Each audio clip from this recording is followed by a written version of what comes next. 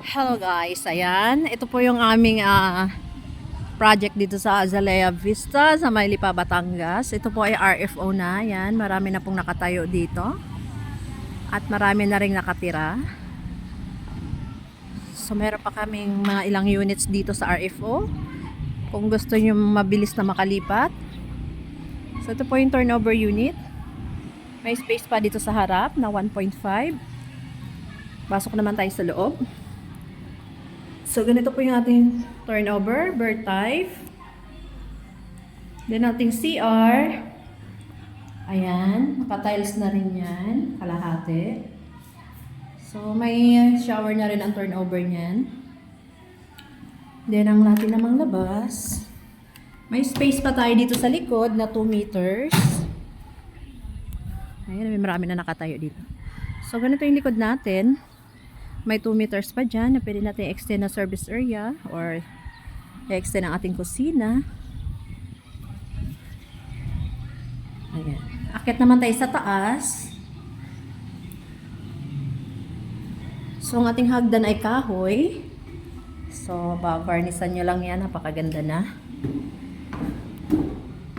Then, ang ating taas ay provision for 2 bedroom.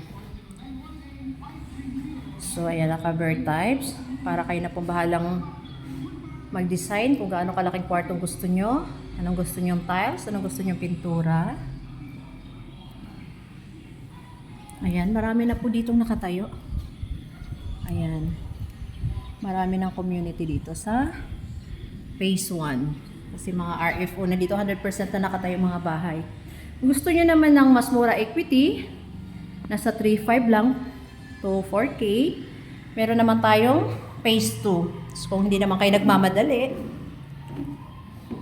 ayan, pwede tayo sa phase 2. Mas mura equity. Ito kasing RFO, nasa 11 to 17K ang ating equity since nakatayo na yung bahay. At kung may pera si buyer, pwede na agad niyang ikas ang equity para malipat. Mas mabilis siyang makalipat. Wait na lang ng process kay pag-ibig pag nakas na niya yung equity. So, ayan. PM na lang guys sa may interested dyan na ang gusto ay RFO. So, yan ang ano niya, along Barangay Road lang yan. Then, 3 minutes lang, nasa National Highway na tayo. Mga 15 minutes, nasa SM Lipa na po. So, PM na lang sa mga interested guys. So, ang ating lupa, ang sukat niyan ay 36. Then, ang ating floor ay 44. 22 sa taas, 22 sa baba. Pag corner, ganyan po. May space pa kayo kung gusto nyong magtindahan or parking. Ang ating namang inner ay ganyan po. Ayan ang ating inner unit. So, kabilaan may katabi. Ganyan po ang ating inner. So, ang space lang natin ay harap at likod.